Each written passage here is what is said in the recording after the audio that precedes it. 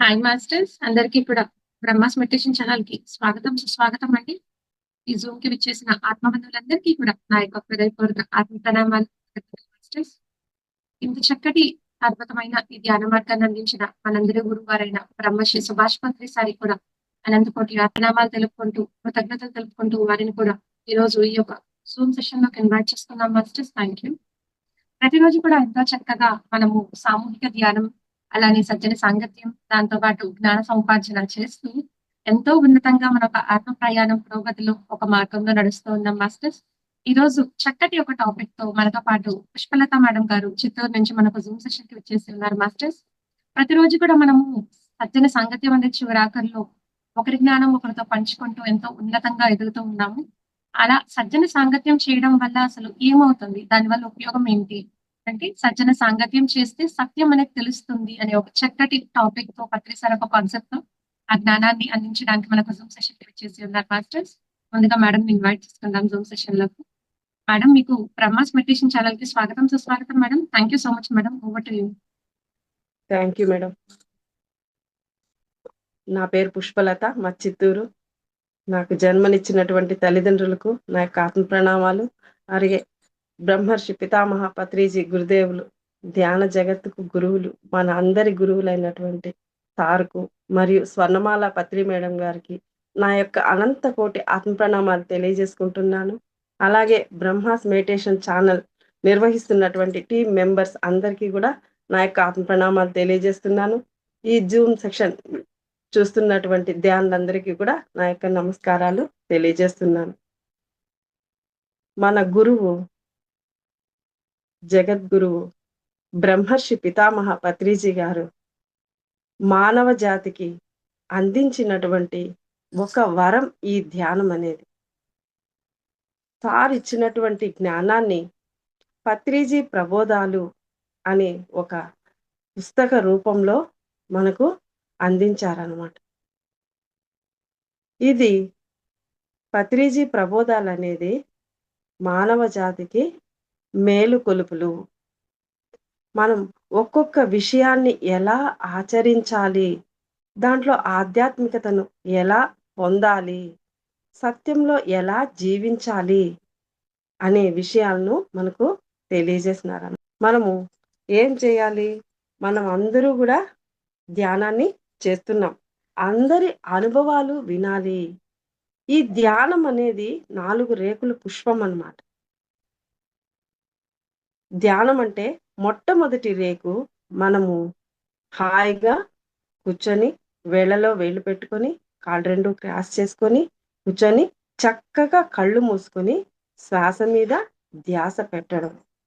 ఇది మొదటి రేకు.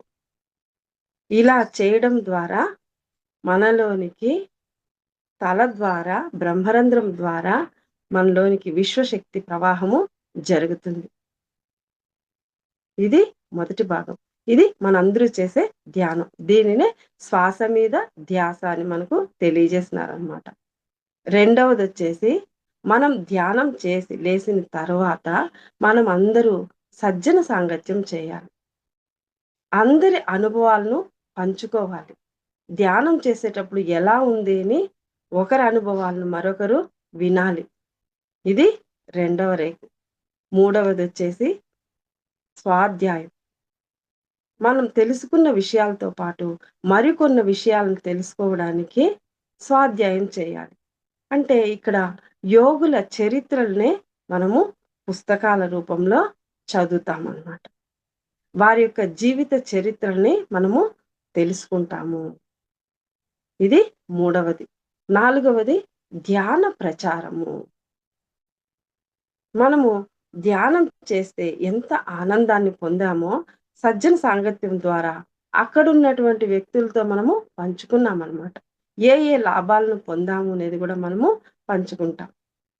అలాగే స్వాధ్యాయంతో మరికొంత జ్ఞానాన్ని స్వీకరిస్తాం.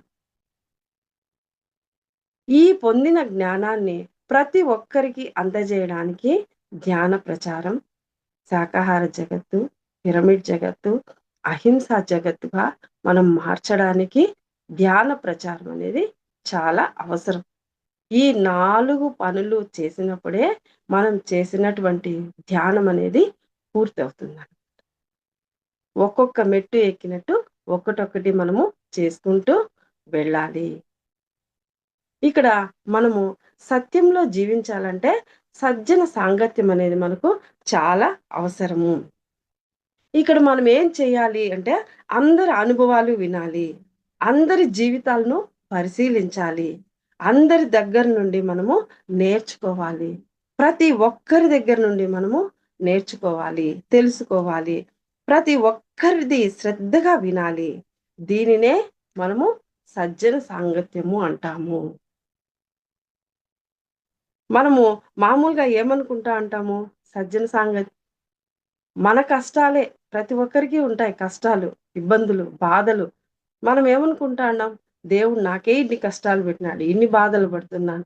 ఇంత ప్రపంచంలో ఎవరికీ ఈ బాధ వద్దు అని మనము ఫీల్ అయిపోతుంటాం అన్నమాట. అందుకే పత్రి సారు మనకు ఈ విధంగా చెప్పినారు.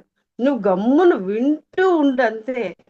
వినేదే ఏం చెప్తున్నారు, వాళ్ళు ఏం ఆచరిస్తున్నారు, ఏం చేస్తున్నారు అనేది నువ్వు వింటూ ఉండు చాలు. అదే సజ్జన సాంగత్యం అని చెప్పినారన్నమాట. అయితే సజ్జన సాంగత్యం చేస్తే ఏమైతుంది? సత్యం తెలుస్తుంది. అందరి విషయాలు మనం గ్రహించినప్పుడు, తెలుసుకున్నప్పుడు, వింటూ ఉన్నప్పుడు మనకు సత్యం అనేది తెలుస్తుందన్నమాట. సత్యం కావాలంటే ఏం చేయాలి? సజ్జన సాంగత్యమే చేయాలి. సజ్జనులంటే ఎవరు? సత్యం తెలుసుకున్నటువంటి జనులు. వారే సజ్జనులు. సజ్జనులతో సాంగత్యం చేయాలి. సుజ్ఞానులతో సాంగత్యం చేస్తే సుజ్ఞానం వస్తుంది. మరి అజ్ఞానులతో సాంగత్యం చేస్తే అజ్ఞానమే వస్తుంది. మనకేం కావాలి? జ్ఞానం కావాలి. జ్ఞానం పొందాలంటే మనము ఏం చేయాలి? సజ్జన సాంగత్యమే చేయాలి. సజ్జనులతో మనము కలిసి జీవించాలి. ఈ సజ్జన సాంగత్యము ఏం చేస్తుంది? మనకి ఎలా ఉపయోగపడుతుంది అంటే త్రిజగత్ సజ్జన సంగతి రేఖ భవతి భవార్ణవ తరణే నౌక. త్రిజగతి అంటే 3 లోకాల్లోనూ సజ్జన సంగతి రేఖ. సజ్జన సాంగత్యం ఒకటే.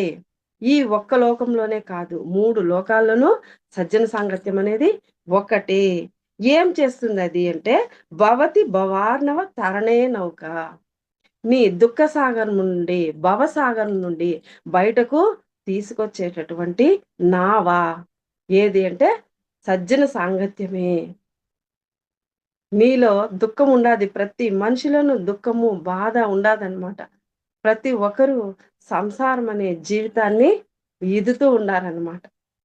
సంసారం అనేది మనము ఈదుతాం కదా, ఈతొస్తే సరిపోతుందా? సముద్రాన్ని ఈదగలమా? ఏ ఒక నదో పిల్ల కాలువ అయితే ఈదేసి దాటేయచ్చనమాట. ఈతొచ్చినంత మాత్రాన సముద్రాన్ని మనము దాటలేము.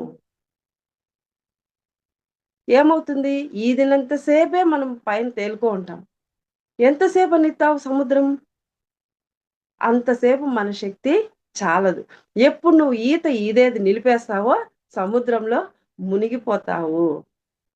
అదే ఒక నావ ఉన్నిందనుకో, నీకు ఈత రావాల్సిన అవసరమే లేదు. హాయిగా నిదానంగా తెడ్డేసుకుంటూ ఉన్నావంటే ఈదకుండానే, కష్టపడకుండానే సముద్రాన్ని దాటేస్తావు. అలాగే నీవు సజ్జన సాంగత్యాన్ని పట్టుకున్నావంటే నీకు తెలియకుండానే ఆ నావలో, సజ్జన సాంగత్యం అనే నావలో ఇతరుల అనుభవాల ద్వారా, వాళ్ళ జీవిత విషయాల ద్వారా, వాళ్ళ కష్టాల ముందర మన కష్టం ఎంత అనేది అప్పుడు తెలుస్తుంది. అందుకే సార్ ఇదే ఉదాహరణగా ఇచ్చినారనమాట. ఒక పెద్ద గీత ముందు మన కష్టం ఒక చిన్న చుక్క అంత మాత్రమే. చిన్న గీత కాదు, ఒక చిన్న చుక్క అంత మాత్రమే మన కష్టం అనేది మనకు తెలీదు. అది సజ్జన సాంగత్యం చేస్తేనే తెలుస్తుంది. అప్పుడు నువ్వు భవసాగరాన్ని సులభంగా దాటేయచ్చని చెప్తాడనమాట. ఇక్కడ నావ కావాలి, నావ ఉంది అని చెప్పారు ఆదిశంకరాచార్యులు వారు. మనకు ఆది శంకరాచార్యులు కూడా చెప్పినారనమాట. ఏమిటా నావ అంటే సజ్జన సాంగత్యమే. ఆ నావలో ప్రయాణం చేస్తే ఏం తెలుస్తుంది అంటే సత్యం తెలుస్తుంది. సత్యం తెలిస్తే ఏమవుతుంది? సత్యంలో జీవిస్తాం. తెలుస్తేనే జీవిస్తామా? జీవిస్తాం. ఎందుకంటే సత్యం అనేది అది అంత అద్భుతమైనదనమాట. అది దాన్ని పట్టుకుంటే మళ్ళీ వదలం మనం.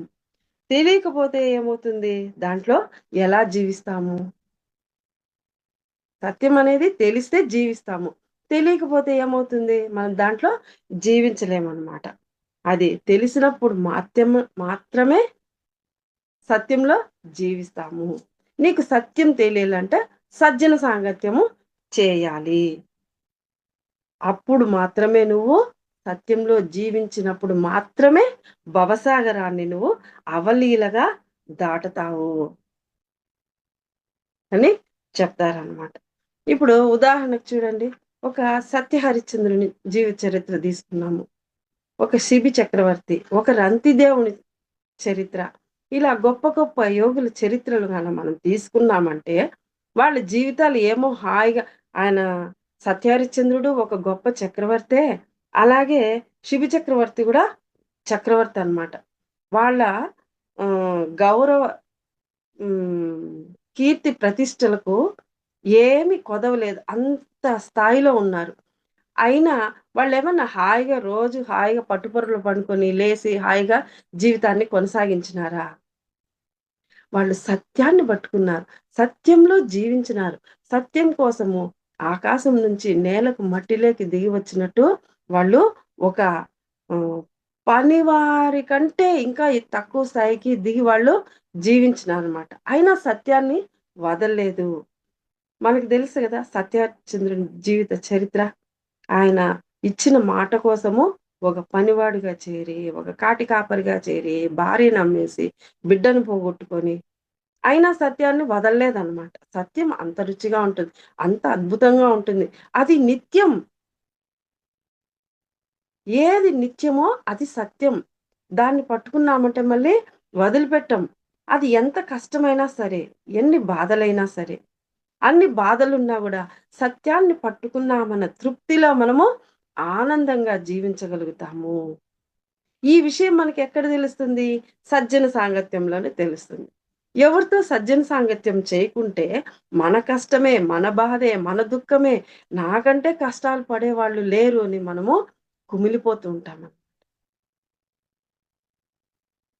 నువ్వు సజ్జన సాంగత్యం చేసినావంటే ఈ విషయం నీకు తెలుస్తుంది. అప్పుడు సత్యంలో నువ్వు జీవిస్తావు. సత్యం తెలిస్తే దాంట్లో జీవిస్తావు అని చెప్పి మనకు చెప్తారు. ప్రతి మనిషికి ఏం కావాలయ్యా అంటే సజ్జన సాంగత్యమే కావాలి. అంతే కదా! సత్యాన్ని ఎప్పుడైతే నువ్వు తెలుసుకొని ఆచరిస్తావో అప్పుడే నీ జీవితం ధన్యమవుతుంది. అదే చివరి జన్మ అవుతుంది. సజ్జన సాంగత్యంలో వాళ్ళేం పొందారో మనకు చెప్తారు. మనం ఏం పొందాలో మనకు తెలుస్తుంది. సజ్జన సాంగత్యం ద్వారానే తెలుస్తుంది. సజ్జన సాంగత్యం చేయలేదనుకో, ఎవరు ఏం పొందారో నీకెలా తెలుస్తుంది? నువ్వు ఏం చేయాలో నీకు ఎలా తెలుస్తుంది? ఆదిశంకరాచార్యుల వారు ఏం చేశారు? ఏమి చేస్తే ఆదిశంకరాచార్యులయ్యారు? అనేది మనకు తెలిసేది ఎలా అంటే సజ్జన సాంగత్యం చేస్తేనే. మరి ఆదిశంకరాచార్యులు వారు ఇప్పుడు లేరు కదా! మరి ఎలా ఆయనతో మనం సజ్జన సాంగత్యం చేయాలి? ఆయన చెప్పిన బోధనలున్నాయి గదా! వాటిని మనం తీసుకొని చదివినామంటే, దాంట్లోని అర్థాన్ని గ్రహించినామంటే, ఆయనతో సజ్జన సాంగత్యం చేసినట్లే.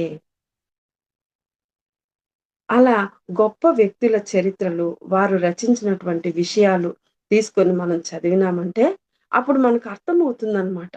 వారు ఏది చేశారో, అదే మనము ఇప్పుడు మన జీవితంలో చేస్తూ ఉంటాం. వాళ్ళు ఏది చెప్పారో, అదే ఆచరిస్తూ ఉంటాం. మన మనసు అదే పని చేస్తూ ఉంటుంది. ఈ విషయాలకు మనకు వారి యొక్క చరిత్రలు, వారి యొక్క జీవిత విషయాలు మనకు ఆధారాలనమాట. అరే నేను కూడా ఆ మహానుభావుడు నడిచినటువంటి దారిలో నడుస్తున్నానా? ఆయన ఆశయాలు, ఆయన భావాలు, ఆయన గుణాలు నాలో గూడా ఉన్నాయా? నేను గూడా అంతటి గొప్ప వ్యక్తినా? అనడానికి మనకు రుజువులు, సాక్ష్యాలనమాట. అవి చదివేటప్పుడు మనం పొందే ఆనందం, అనుభూతి అపరూపం. వాళ్ళతో స్నేహం చేసినట్టు, వాళ్ళు మన ఎదురుగానే ఉన్నట్టు, వాళ్ళతో కలిసి ఉన్నట్టు మనం ఆ యోగుల చరిత్రలు చదివినామంటే అప్పుడు తెలుస్తుంది ఆ ఆనందం, ఆ అనుభూతి. ఇంక జీవితంలో ఏమి అవసరం లేదన్నట్టు. నేను గూడా ఆ కాలంలో ఆయన పక్కలోనే ఉండానేమో, ఇది ఆయన కాలమేనేమో అనిపించేంతగా మనకు జ్ఞానం అనేది లభిస్తుందనమాట. సత్యం అనేది తెలుస్తుందనమాట. మరి ఈ జ్ఞానం అంతా ఎక్కడి నుంచి వస్తుంది? అంటే ఆహ్, ప్రాణాయామం, ప్రత్యాహారం, నిత్యానిత్య వివేక విచారం. ఇక్కడ ప్రాణాయామం అంటే ఏమి? అంటే శ్వాస మీద ధ్యాస. మామూలుగా శ్వాస తీసుకుంటున్నాం గదా మనము. సహజంగా జరిగే శ్వాసే గదా! ఇది మనము శ్వాస మీద ధ్యాస పెట్టకపోయినా శ్వాస జరిగిపోతా ఉంది గదా! అంటే సహజంగా మనం పుట్టినప్పటి నుంచి మరణించే వరకు శ్వాసను తీసుకుంటాన్నాం. కానీ అది శ్వాసే. అంతకు మించి ఏమీ కాదు. కానీ ఆ శ్వాస మీద ధ్యాస పెట్టడం. ఆలోచన పెట్టాలన్నమాట. ఎప్పుడైతే శ్వాస మీద నువ్వు ధ్యాస పెడతావో అది ధ్యానమవుతుంది. ప్రాణాయామం అవుతుంది. మరి ఈ ప్రాణాయామం చేస్తే ఏం జరుగుతుంది? ప్రత్యాహారం జరుగుతుంది. ప్రత్యాహారం అంటే ఏమి? విశ్వశక్తి మన తలలోని బ్రహ్మరంధ్రం ద్వారా మనలోనికి ప్రవేశము జరుగుతుంది. దానిని ప్రత్యాహారం అంటారు. నోటి ద్వారా తీసుకునేది ఆహారం. తలలోని బ్రహ్మరంధ్రం ద్వారా మన లోపలికి తీసుకునే విశ్వశక్తి ప్రత్యాహారం. ప్రాణాయామం శ్వాస మీద ధ్యాస పెట్టడం ద్వారా మనము ప్రత్యాహారం తీసుకుంటున్నాం. విశ్వశక్తిని మనలోనికి తీసుకుంటున్నాం. ఈ ప్రాణాయామం ద్వారా ప్రత్యాహారం చేశామంటే మనకు ఏం జరుగుతుందంట? నిత్యానిత్య వివేక విచారం. నిత్యమేమి, అనిత్యమేమి అనే వివేకం కలుగుతుంది. ఏది చేయాలి? ఏది చేయకూడదు? ఏది సత్యం? ఏది అసత్యం? అనే వివేకం కలుగుతుందంట.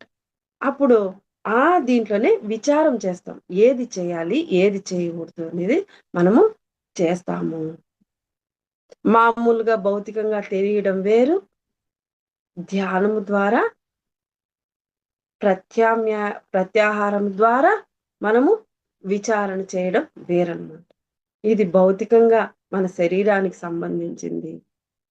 ప్రాణాయామం ప్రత్యాహారం ద్వారా మనము విచారణ చేసేది ఆత్మకు సంబంధించింది. ఈ ప్రాణాయామం ప్రత్యాహారం ద్వారా నిత్య, అనిత్య వివేక విచారం చేస్తే అక్కడ మనం సత్యమేది, అసత్యమేది అని తెలుసుకుంటే ఆత్మపరంగా దాన్ని వదలము. సత్యాన్ని వదలము. నిత్యాన్ని వదలము. అనిత్యాన్ని వదిలేస్తాము. ఇది మనము పొందేటటువంటి స్థితి. ఆదిశంకరాచార్యులు అదే చెప్పినారు. ప్రాణాయామం ద్వారా, ప్రత్యాహారం ద్వారా నిత్య, అనిత్య వివేక విచారం జరుగుతుంది. ఇంత గొప్ప మార్పు మనలో జరిగినప్పుడు దుఃఖానికి చోటుండదు. ఇది జరిగినప్పుడు ఏమవుతుంది మరి? వివేక విచారం జరిగినప్పుడు అంటే మనకు ఇక్కడ సమాధి స్థితి ఏర్పడుతుంది. రోజు ప్రాణాయామం అంటే రోజు ధ్యానం ద్వారా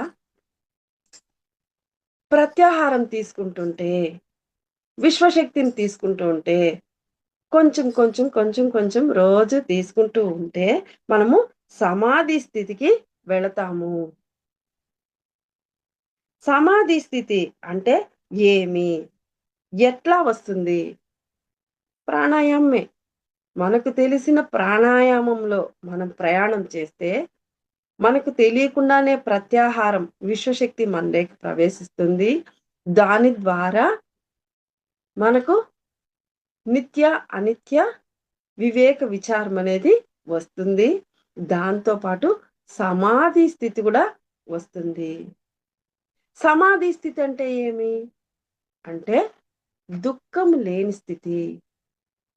అది ఎట్లా పోతుంది దుఃఖము? అంటే ఏమి జరిగినా దుఃఖం అనేది ఉండదు. కష్టమొచ్చినా, నష్టమొచ్చినా, మనకు లాభమొచ్చినా, నష్టమొచ్చినా, హ్మ్.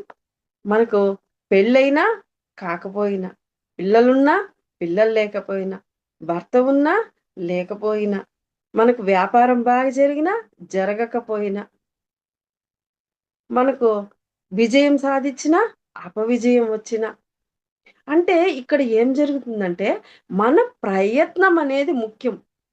మనము చేసేది మనము చేస్తే, మనం పొందవలసింది మనము పొందుతాము.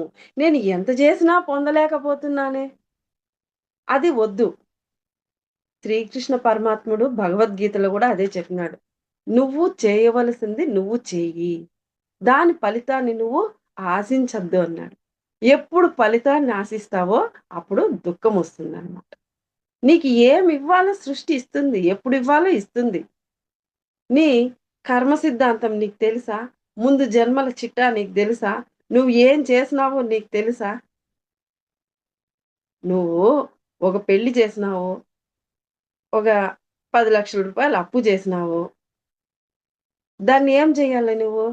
ఉద్యోగమో, వ్యాపారమో నువ్వు ఏదైతే అది చేస్తున్నావో చేసి కొన్ని నెలలో, సంవత్సరాలో తీర్చాలనమాట.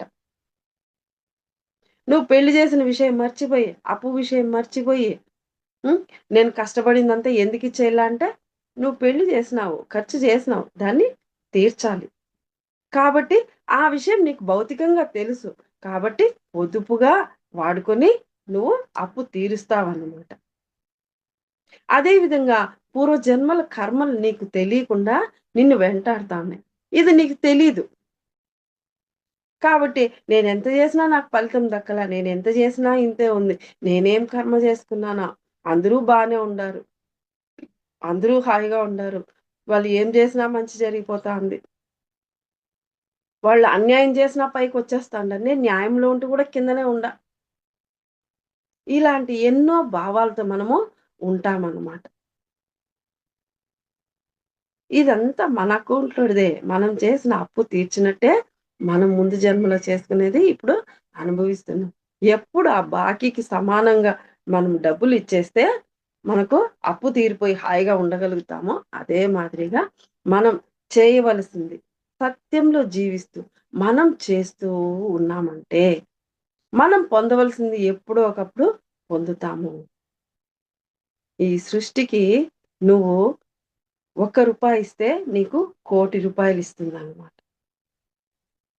ఇంకా అర్థం గాకుంటే నువ్వు ఒక విత్తనం నాటినావనుకో భూమిలో, అది మొక్కయి, చెట్టయి ఎన్ని ఫలాలనిస్తుంది?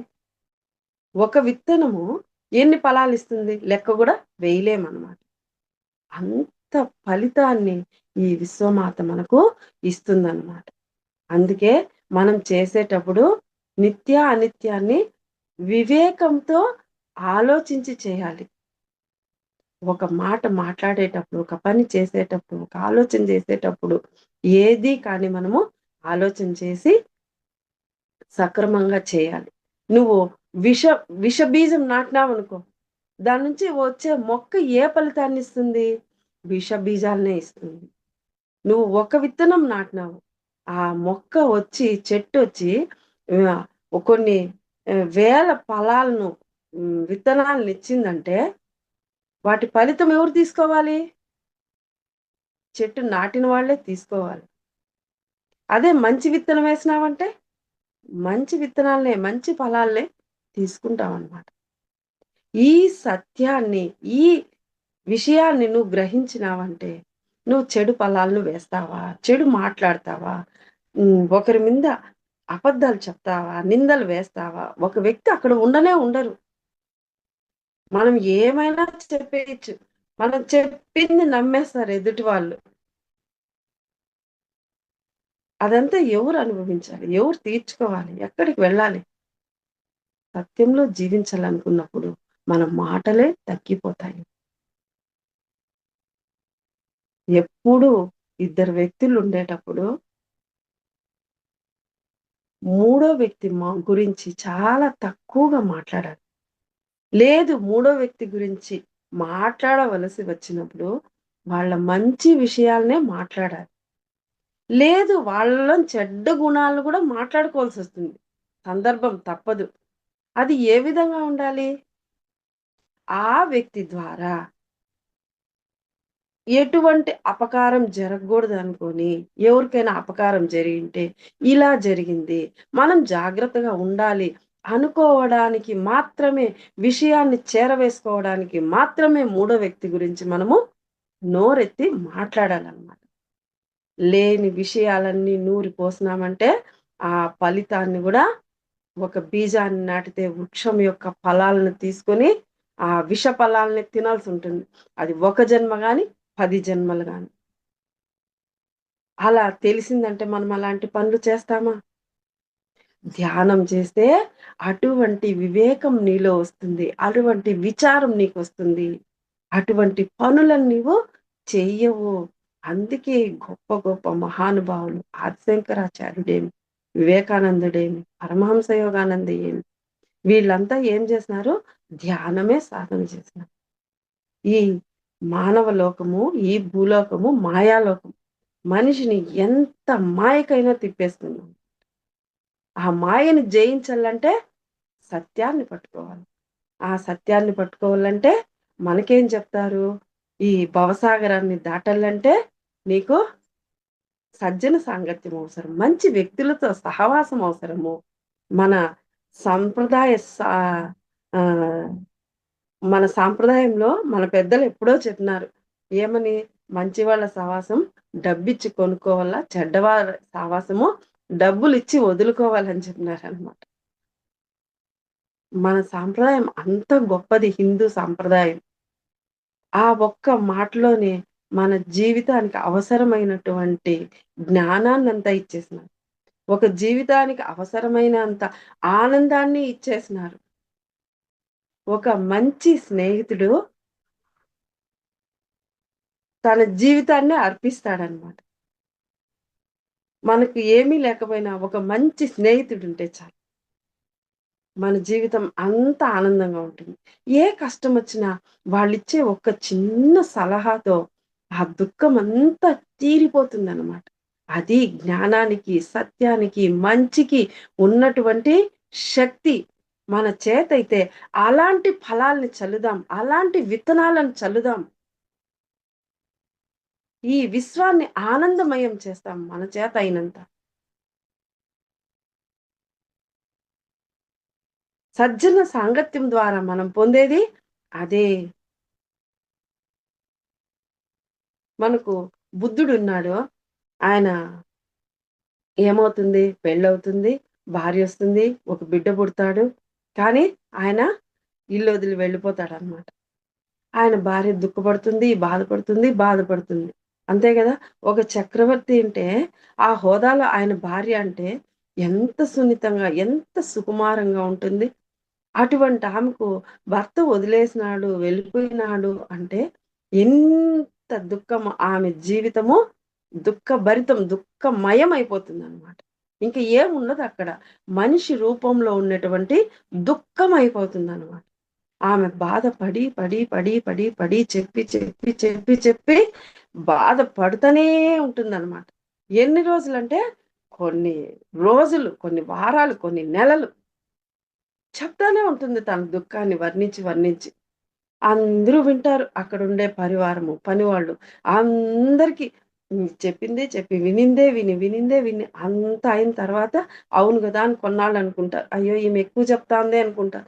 మళ్ళీ యాస్ట్ అయిపోయిన తర్వాత వాళ్ళ అత్తగారు చెప్తుంది, అమ్మా నువ్వు విన్నావు కదా, నువ్వు ఇన్ని రోజులు నీ బాధ చెప్పినావు కదా, ఇంకా నీ బాధను నువ్వు వదిలేకి నేను మార్గం చెప్తాను. ఈ పరివారాన్ని, పని వాళ్ళని అందరినీ కూర్చోబెడతాను. నువ్వు మధ్యలో కూర్చో. ఒక్కొక్కరు వాళ్ళ వాళ్ళ జీవితాల గురించి చెప్తారు. వాళ్ళ జీవితంలో ఏం జరుగుతా అనేది చెప్తారు. అదంతా నువ్వు చక్కగా శ్రద్ధగా విను. ఆ తరువాత నువ్వు మాట్లాడదు అని చెప్తున్నా. అప్పుడు వాళ్ళందరూ చెప్పేది వినడం మొదలుపెడుతుంది. ఒకరేమో ఆరోగ్యం కోసం బాధపడుతుంటే, ఒక కుటుంబంలో డబ్బు కోసం బాధపడుతుంటే, ఇంకొక కుటుంబంలో పిల్లలు లేక బాధపడుతుంటే, ఇంకొక కుటుంబంలో తిండి లేక బాధపడుతుంటే, ఇలా ఒక్కొక్క కుటుంబంలో ఒక్కొక్క విషయం గురించి చెప్తా అంటే, అన్నీ విన్న తర్వాత ఈమెకు నోట్లోంచి మాటే రాదు. అంతకుముందు పట్టరాని దుఃఖం అనుభవిస్తుండే ఆమెకు, ఆ తర్వాత తెలిసింది. నా దుఃఖం ఇంత చిన్నదా? అంటే అంత కష్టాలు, అంత భవసాగరాన్ని అందరూ దాటుతున్నారనమాట. ఆ సజ్జన సాంగత్యం చేసినప్పుడు అందరి కష్టాల ముందర ఈమెది చాలా చిన్న కష్టం అయిపోయిందండి. సరే, నా భర్త ఇలాంటి పని చేసినాడు గదా! నా బిడ్డను సక్రమంగా పెంచుతాను. నా బిడ్డను పెంచే దాంట్లో నా మనసును మార్చుకుంటాను. అంటే మనకు ఉన్న దాంట్లో తృప్తి పడడం అనేదొస్తుందనమాట సజ్జన సాంగత్యం. ఏది లేదో దాన్నే కోరుకొని, దాంతోనే బాధపడి జీవితమంతా వృధా చేసుకోక్కర్లేదు. బాధపడక్కర్లేదు. అది మనము గ్రహించాలి అని చెప్పినేసి చెప్తారనమాట. ఇప్పుడు నీకు ఎవరో ఉన్నారు, వాళ్ళు పోయినారు. నువ్వు ఏమి ఇదనుకోక్కర్లేదు. ఇక్కడ మనకు నీకు ఏది కావాలంటే అది వస్తుంది. అనిత్యం కావాలంటే అనిత్యం వస్తుంది. కానీ మరొక జన్మ ఎత్తాలి. నువ్వు ఇంకొక జన్మ తీసుకోవాలి. సత్యం కావాలంటే సత్యం వస్తుంది. మరొక జన్మ ఎత్తే లేదు. ఇంకొక జన్మ తీసుకునే పని నీకు లేదు. ఎవరెవరికైతే ఇంకొక జన్మ అక్కర్లేదో వాళ్ళు ఏ కోరికలు పెట్టుకోవద్దు. పెట్టుకుంటే నీ కోరిక తీరుతుంది. కానీ మరొక జన్మ ఎత్తాలి తప్పదు. ఈ విషయము చాలా సులభంగా చెప్పేసినారు గానీ, అంత సామాన్యమైన విషయమా? నీకు జన్మ అక్కర్లేదంటే ఏ కోరిక పెట్టుకోవద్దన్నారు. మనమేమో సంసారం అనే బంధంలో చిక్కుకున్నామన్నమాట. కోరిక పెట్టుకుంటే మరొక జన్మొస్తుంది అంటా అన్నారు. అయితే మనం మానవ జన్మ తీసుకున్నాము. మనకు సంసారము, కుటుంబము, బాధ్యతలు ఉన్నాయి. ఇక్కడ మనం ఏం చేయాలంటే వీలైనంత మన పెద్దల పట్ల, మన కుటుంబ సభ్యుల పట్ల, మన పిల్లల పట్ల మనది ఏ పాత్ర అయితే ఉందో ఆ పాత్రను మనము ఆ బాధ్యతల్ని ఇంటికి కోడలైతే, ఒక భర్తకి భార్య అయితే, ఒక పిల్లలకి తల్లి అయితే, ఒక ఉద్యోగం చేస్తూ ఉంటే ఆ ఆ పదవికి మనము న్యాయం చేయాలి. ఇలా చేస్తూ మన జీవితాన్ని కొనసాగిస్తూ, మన బాధ్యతలు ఒకటొకటి నిర్వర్తించుకుంటూ ఫస్ట్ అత్తామామలు, ఆ తర్వాత భర్తకు చేయవలసింది, పిల్లలకి చేయవలసింది. ఎవరెవరి బాధ్యతలు తీరిన తర్వాత పిల్లలు ప్రయోజకులు చదువుకుంటారు, పెళ్ళిళ్ళు చేసుకుంటారు. వాళ్ళ బాధ్యతలు వాళ్ళ కాళ్ళ మీద వాళ్ళు నిలబడిన తర్వాత, ఇవన్నీ తీరిన తర్వాత, ఇంకా మన అవసరాలు మనం సత్యంలో జీవించడము, ఆనందంలో జీవించడము నేర్చుకోవాలి. ఆత్మ ఆత్మ జ్ఞానం వైపు వైపు ప్రయాణం చేయాలి. అప్పుడు కోరికలు తగ్గించుకోవాలి. ఏది జరిగితే అది జరగని. అన్నీ అయినాయి. అన్నీ చూసుకున్నాం. అన్నీ సక్రమంగా చేసుకున్నాం. ఇంగ పిల్లలుంటే ఏమి? పిల్లలు ఊరికెళ్తే ఏమి? దూరంగా ఉంటే ఏమి? దగ్గరుంటే ఏమి? కూతురుంటే ఏమి? కొడుకుంటే ఏమి? లేదు దూరంగా ఉంటే ఏమి? ఇంకా నువ్వు ఏదో జరగలేనిది, ఇంకా పొందలేదు, ఇంకా సంపాదించలేదు, ఇంకా అది కావాలి, ఇది అవసరం లేదు. భౌతికంగానే ఎంతసేపు ఉండవలసిన అవసరం లేదు. ఇంకా ఆధ్యాత్మికంగా మారిపోవాలి. ఈ జీవితం కొంచెము మొత్తం ఆధ్యాత్మిక జీవితంగా మారిపోవాలి. దీన్నే మనకు పత్రి సారు ఒకే వాక్యంలో చెప్పేసినారన్నమాట. తెలిస్తే మోక్షం. ఇది ఎంతవరకు పట్టుకోవాలి? ఈ భౌతికమైన బంధాల్ని, అనేది తెలిస్తే మోక్షం. మనము అన్నిట్లోనూ ఉన్నట్టే ఉంటాము. ఎంతవరకు తీసుకోవాలో, మనం ఎంతవరకు చేయాలో, ఎంతవరకు ఆలోచన చేయాలో అంతవరకు చేసినామనుకుంటే అది మోక్షం. అట్లా కాదు. తెలియకపోతే బంధము. అయ్యో! నేను, నా కొడుకు, నా కూతురు, నా బిడ్డ, నా ఇల్లు, నా ఆస్తి వాళ్ళకి నేను చేయకపోతే నువ్వు పట్టుకున్నావంటే అక్కడే నీకు బంధంలో చిక్కుకుంటావు. మళ్ళీ మళ్ళీ జన్మలు తీసుకుంటూ ఉంటావు. కొంచెం కొంచెం మనము విడుదలవ్వాలి. ఎప్పుడు మనం బాధ్యతలు పూర్తయినాయో, అప్పుడు కొంచెం కొంచెం విడుదలైనాయో, దుఃఖం నుంచి బయటొస్తాం. సత్యంలోకొస్తాం. ఈ జన్మే చివరిదిగా చేసుకుంటాము. అయితే ఇది ఇప్పుడు గూడా అనుకున్నంత సులువు కాదు. కానీ ధ్యానం చేస్తే, ధ్యాన సాధన ద్వారా మనము ఆ స్థితిని పొందవచ్చు. ధ్యానం చేయడం ఒక ఎత్తైతే, సజ్జన సాంగత్యము, స్వాధ్యాయం అనేది మనకు చాలా దారి చూపిస్తుంది. మనకి ఏది అవసరమో దాన్ని మన కళ్ళ ముందర పెడుతుందనమాట. మనం ఆత్మ జ్ఞానాన్ని పొందడానికి అవసరమైనటువంటి జ్ఞానాన్ని మన ముందర పెడుతుంది. పత్రి సార్ ఇక్కడ మనకు ఒక చిన్న ఉదాహరణ ఇచ్చినారు. ఏమి నువ్వు ఏదన్నా అనిత్యం కావాలంటే వస్తుంది కానీ మళ్ళీ జన్మం ఉంటుంది. సత్యాన్ని కోరుకుంటే జన్మ ఉండదు అన్నారు. దానికి మనందరికీ తెలిసిన కథే. మనకు సతీ సావిత్రి తెలుసు కదా! అందరికీ తెలుసు. ఆమె ఒకరోజు ఏమవుతుంది? ఆమె భర్త చనిపోతాడు. ఆయన్ని తీసుకుపోయేకి యమధర్మరాజు భటులొస్తారు. వస్తే ఈమె ఒప్పుకోదనమాట. నా భర్తని నేను పంపించను. నా భర్త నాకు కావాలి అని మొండికేస్తుంది. అప్పుడు సరే అమ్మా! నా వల్ల కాదు. మా గురువుగారొస్తారు అని ఆ ఎంబటులు పోయి యముడినే పంపిస్తారు. ఆయన వస్తాడు. తన వాహనం దున్నపోతు వాహనం మీద వచ్చి, సావిత్రి ఏమ్మా నువ్వు ఇప్పటికే తప్పు చేసినావు. నీ భర్తను నేను తీసుకెళ్ళాలి. ఆయన ఆయుష్ తీరింది అని చెప్తాడండి. లేదు నేను ఒప్పుకోను. నా భర్త నాకే కావాలి అని మొండికేస్తుంది. మరొక తప్పు చేయొద్దమ్మా.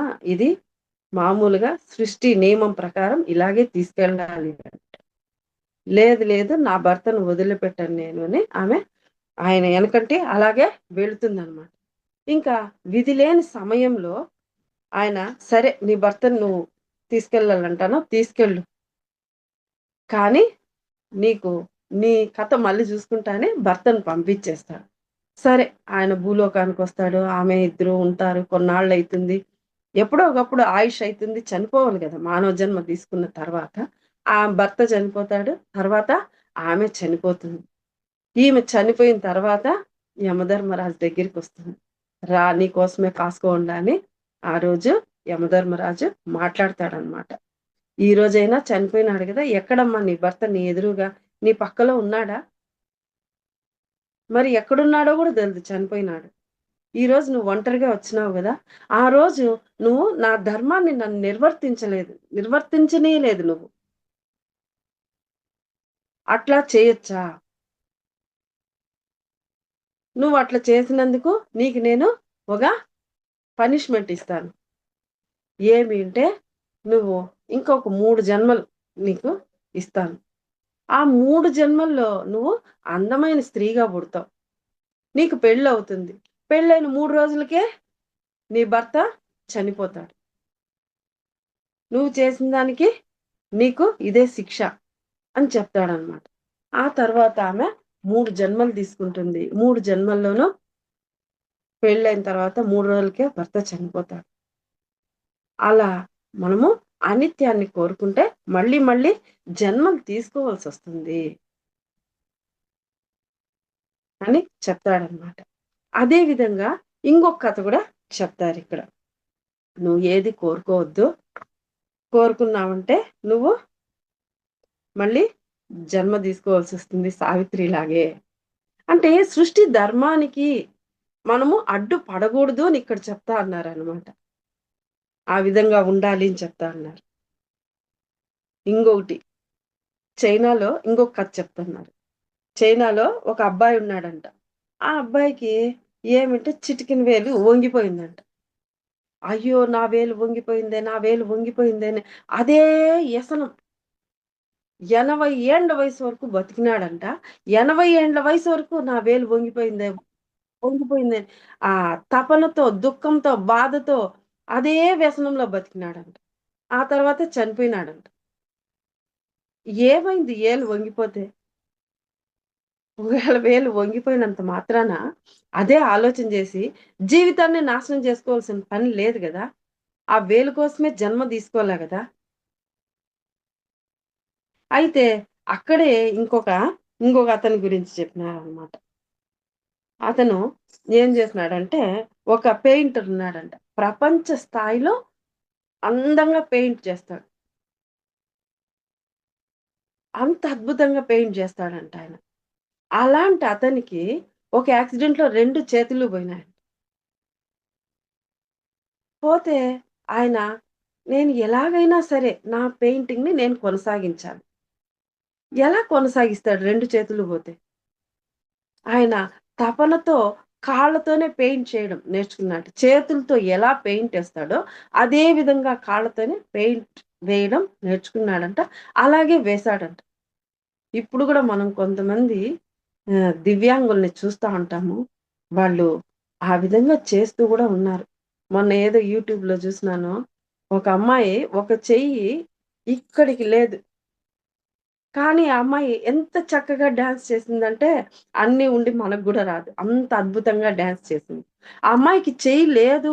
అక్కడ అవయవం కనిపించలేదు. అది నాట్యం కుంటుబడిందని గూడా అనిపించడం లేదనమాట. అంత అద్భుతంగా చేసింది. అంటే ఉన్న దాంతో మనము ఉన్న దా తృప్తిగా బ్రతకడం నేర్చుకోవాలి. తనేం జేసినాడు? కాళ్ళతోనే పెయింట్ వేయడం నేర్చుకొని ప్రాక్టీస్ చేసి వేసి చూపించినాడనమాట. ప్రతి మనిషి కూడా అది నేర్చుకోవాలి. అందుకే మన పెద్దలు చెప్తున్నారు. మనకన్నా తక్కువ వాళ్ళని చూసినామంటే, వాళ్ళకన్నా మనం బాగుండాం, ఆనందంగా ఉండాం అనే విషయాన్ని మనము గ్రహిస్తాము. అది మీరు గమనించండి. అప్పుడు దుఃఖం కొంచెము తగ్గుతుంది అంటాడు. అట్లని సంపాదించొద్దు, పైగా ఆలోచన చేయొద్దు అని కాదనమాట. దుఃఖం వచ్చినప్పుడు మనం ఒక మెట్టు దిగి ఆలోచన చేస్తే, ఆ దుఃఖాన్ని పోగొట్టుకుంటాము. ఆ విధంగా ఉండమని చెప్తాడన్నమాట. ఏది ఉందో దాన్ని గమనించండి. దాంట్లో అభివృద్ధి చెందండి. లేని దాని కోసం ఏడవద్దు. కొంతమంది లేని దాని కోసం ఏడుస్తారు.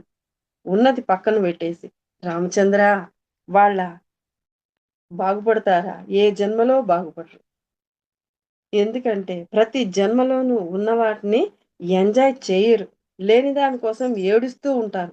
ప్రతి జన్మలోనూ ధ్యానం చేసి బాగుపడరు. ఇంకో జన్మకు రావద్దు. ఉన్నదానిని అనుభవించండి. ఉన్నదాన్ని ఆనందంగా అనుభవించినారంటే ఈ జన్మే చివరి జన్మ జేసుకోవచ్చు. డబ్బుంటేనే ఆనందం అనుకుంటే, డబ్బు పోతే ఏం జేస్తావు దొంగలు పడితే? గ్యారంటీ ఏమన్నా ఇస్తావా? నా డబ్బు శాశ్వతంగా ఉంటుంది అని. లేదు గదా! కాబట్టి ఉన్న దాంట్లో నువ్వు తృప్తిగా జీవించు. దానికి గూడా మళ్ళీ ఒక చిన్న ఉదాహరణ ఇచ్చిన. ఒకతని జేబులో రూ. 10 ఉందంట. ఉంటే ఎదురుగా ఎవరో ఒక ఆకలితో ఉన్నాడు. చూసినాడీయన. ఈయనకు కూడా ఆకలిగానే ఉంది. ఆ రూ. 10 టిఫిన్ తీసుకొని తినాలనే వచ్చినాడు. కానీ అతనేం జేసినాడు? ఎదుటి వ్యక్తికి ఆ రూ. 10 ఇచ్చేసి టిఫిన్ తినిపించినాడు. మరి ఇతనికి గూడా ఆకలిగా ఉంది గదా! ఎందుకు తినిపించినాడు అంటే, ఆ ఎదుటి వ్యక్తి దగ్గర జోబీలో డబ్బు లేదు. ఇంగో పూటకు తినేకి లేదు. ముందు తిని ఎన్ని రోజులయిందో తెలీదు. కాబట్టి ఆ ఒక్క పూట అతనికి తినిపించేసి, నేనింట్లో తినొచ్చులే ఇంగో పూట తినొచ్చులే అని ఇతను వచ్చేసినాడనమాట. అది మనము చేయవలసిన పని. అదియే సరి అయిన జీవితం. సరి అయిన ఆలోచన. మనం చేయవలసిన ఆలోచన ఆ విధంగా ఉండాలి. మనం జీవిస్తున్నాం. ఎట్లా జీవిస్తున్నాం? సరియైన జీవితం జీవిస్తున్నామా? లేదా? మనం ఆలోచిస్తున్నాము. మనకు సరియైన ఆలోచనలు ఉన్నాయా? లేవా? మనం మాట్లాడుతున్నాం. సరియైన మాటలు మాట్లాడుతున్నామా? లేదా? మనం తింటున్నాము. సరియైన ఆహారం తింటున్నామా? లేదా? కోడి, మేక, ఆ! పీత ఇలాంటివేమన్నా తింటున్నామా? ఏం తింటున్నాము? ఆలోచన చేయండి. అవి గూడా జీవులు మన మాదిరినే జన్మ తీసుకున్నాయి. వాటిని హింసించొద్దండి. బాధ పెట్టొద్దండి. నువ్వు ఈ జన్మలో దాన్ని తింటే రేపు జన్మలో నువ్వు ఏ కోడో మేకో అయి పుడతావు. అది దాని కర్మ దిగి అది మనిషి అయి పుడుతుంది. ఎవరు ఏమిస్తే వాళ్ళకి తిరిగి ఇచ్చేయాలి కదా! అప్పుడు నీ జీవితాన్ని నిన్ను చంపి వాళ్ళు అలాగే తింటారు. ఈ జ్ఞానం మనకున్నిందంటే దాని మీద చెయ్యేస్తామా? లేదు. ఒకరినో మాట అంటామా? అనము. ఎంత అనుకున్నా మనది భౌతిక జీవితం కాబట్టి మనము అన్నీ మర్చిపోయి మనల్ని మనమే సమర్థించుకుంటూ అన్నీ మనమే కరెక్ట్ అనుకుంటూ మనలో ఉండే తప్పులకు ఎదుటివారి తప్పులకు అన్ని పక్కనోళ్ళ పైన నిందలేస్తూ జీవిస్తూ ఉంటామన్నమాట. అట్లా కాకుండా సరిగ్గా మాట్లాడుతూ సరిగ్గా జీవించల్లా. సరి అయినది తినాలి. సరి అయినది ఆలోచన చేయాలి. సరి అయినది మాట్లాడాలి. మనకెట్లంటే మనకు కష్టం వచ్చిందంటే, అయ్యో! ఎన్ని కారణాలు కావాలో అన్ని చెప్పుకుంటాం. ఎదుటివాడు ఏదన్నా అంత పొరపాటు చేసినాడంటే, అది చేసేకి గూడా తెలీదు. నేనైతే ఇట్లా చేస్తా. ఎంత గొప్పలు చెప్పుకుంటామో. అది కాదు కావాల్సింది. వాస్తవాన్ని గ్రహించండి. సత్యంలో జీవించండి. సజ్జన సాంగత్యం నలుగురిని చూసినామంటే తెలుస్తుందనమాట. ఏదైనా ఒక ఫంక్షన్‌కి పోయినా, ఇంకేదైనా ఒక కార్యక్రమానికి పోయినా, అక్కడ చూసినాము, వాళ్ళు చెప్పిన మాటలు విన్నాము. ఆ సందర్భం ఏమి? అలాంటి సందర్భం వస్తే మనం ఎలా ఆచరించినాము? ఏం పని చేసినాము? అది సబబేనా? కాదా? ఇదే విచారణ మనలో ఉండాలనమాట.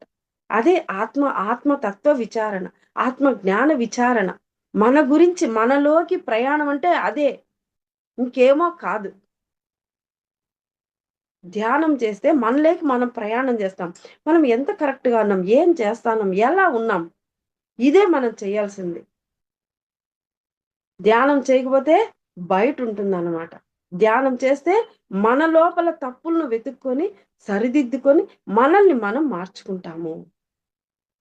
కొంతమంది వ్యక్తులు మాట్లాడుతుంటే, పాడుతుంటే, ఒక విషయం చెబుతుంటే, ఇంక మనం అక్కడ ఉండం. మన శరీరం ఉంటుంది గానీ, మనం వాళ్ళలో లీనమైపోయి ఉంటాం. అంటే ఎంత అద్భుతంగా వాళ్ళు జీవిస్తుంటే, ఆ విషయాలు చెప్తే మనము అలా అయిపోతామనమాట. ఊరికే చెప్తే మనం అలా కాము.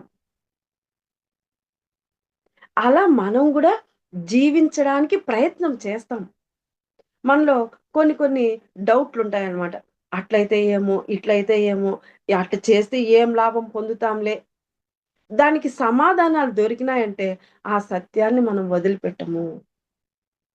అలాంటి జీవితాన్ని మనము కొనసాగిస్తాము. మంచి పని చేస్తే భోగమొస్తుంది. చెడు పని చేస్తే రోగమొస్తుంది. ఇంకా మీ ఇష్టం మీరు ఏం చేస్తారు? పత్రి సారు మనకు ఆ మాట గూడా చెప్పేసినారనమాట. చేసుకున్న వారికి చేసుకున్నంత మహదేవ. ధ్యానం చేసుకున్న వారికి ధ్యానం చేసుకున్నంత మహదేవ. పాపాలు చేసుకున్న వారికి పాపాలు చేసుకున్నంత మహదేవ. పుణ్యాలు చేసుకున్న వారికి పుణ్యాలు చేసుకున్నంత మహదేవ. ఇక్కడ ఇంకా 3 ఉన్నాయంట. మనకి ఏమి పాపాలు చేసుకుంటే రోగాలొస్తాయి. పుణ్యాలు చేసుకుంటే భోగాలొస్తాయి. ధ్యానాలు చేసుకుంటే సత్యలోక వాసులం అయిపోతాము. మనకంతకంటే ఏం గావాల? సత్యలోకానికెళ్ళిపోతే మళ్ళీ భూలోకానికొచ్చే పని ఉండదు. తపోలోకం, జపోలోకం, మహాలోకం వీటికెళ్తే గూడా మళ్ళీ కిందికొస్తాం. భూమిపైకి జన్మలు తీసుకుంటాం. సత్యలోకానికెళ్తే మాత్రం మళ్ళీ భూమిపైకి జన్మ ఉండదు. అలాగా మనము ధ్యానం చేసుకొని ఆ లోకానికి వెళదాము. ఇంకా ఉదాహరణ ఇచ్చినారు మనం మంచి మార్గంలో నడిచేకి. చిన్న చిన్న పాపాలు చేసుకుంటే చిన్న చిన్న రోగాలొస్తాయి. పెద్ద పెద్ద పాపాలు చేసుకుంటే పెద్ద పెద్ద రోగాలొస్తాయి. చిన్న చిన్న పుణ్యాలు చేసుకుంటే చిన్న చిన్న భోగాలొస్తాయి. పెద్ద పెద్ద పుణ్యాలు చేసుకుంటే పెద్ద పెద్ద భోగాలొస్తాయి. మనకు ఏది గావాలో అదే మీరు చేసుకోండి. ఏది గావాలో దాన్నే మీరు ఎంచుకోండి. ధ్యానం చేసుకుందాం. సత్యలోకానికి వెళ్ళిపోదాం. సత్యంలో జీవిస్తాం. మనకు పత్రి సారు సజ్జన సాంగత్యం గురించి చక్కగా, అద్భుతంగా పత్రిజీ ప్రబోధాల ద్వారా ఇంత చక్కని జ్ఞానాన్ని అందించినారనమాట. ఈ జ్ఞానాన్ని నేను అందరికీ తెలియజేయడానికి అవకాశం ఇచ్చినటువంటి బ్రహ్మాస్ మెడిటేషన్ ఛానల్ వారికి మరొక్కసారి నా యొక్క ధన్యవాదాలు తెలుపుకుంటున్నాను. Thank you madam. ఒక 5 నిమిషాలు ధ్యానం చేస్తాము. మళ్ళీ క్లాస్ ముగిస్తాము. అందరూ హాయిగా కాళ్ళు 2 క్రాస్ చేసుకుందాం. వేళ్ళలో వేళ్ళు పెట్టుకుందాం. నెమ్మదిగా కళ్ళు మూసుకుందాం. శ్వాస మీద ధ్యాస. శ్వాసానుసంధానం. ఎవ్వరు కళ్ళు తెరవద్దు.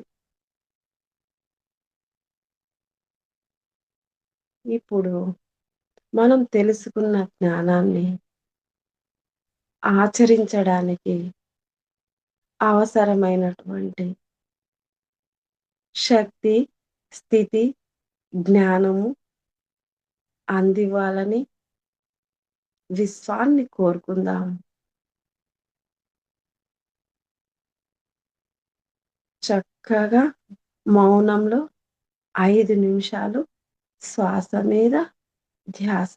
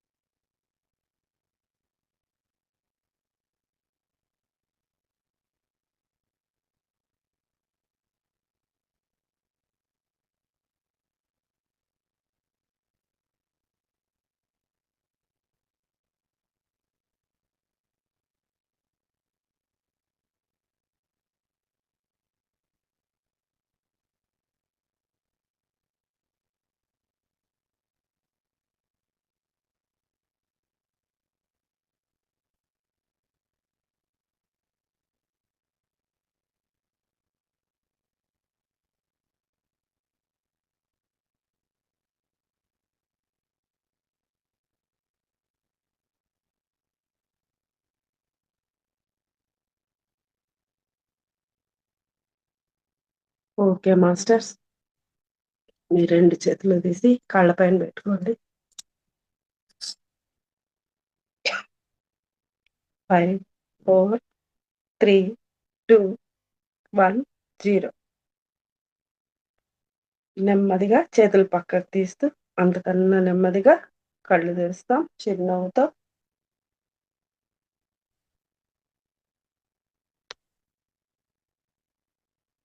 మేడం చాలా చక్కగా ఎనర్జీస్ తో బాగా కుదిరింది మేడం ధ్యానం కూడా. అలానే టాపిక్ తో కూడా చాలా చక్కటి అద్భుతమైన జ్ఞానాన్ని అందించారు మేడం. సత్యం ఒక గొప్పతనము.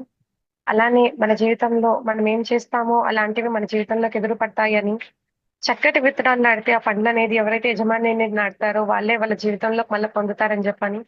అంటే మనం ఏ చెట్టు విత్తనాలు అయితే మనం నాటుతామో అదే మనకు ఒక ప్రతిఫలంగా కర్మ ఫలాపేక్షగా మనమే తిరిగి పొందుతామని చెప్పని. దాంతో పాటు సమాధి స్థితి గురించి కూడా చాలా చక్కగా చెప్పారు మేడం. అంటే దుఃఖం లేని స్థితి అని చెప్పని.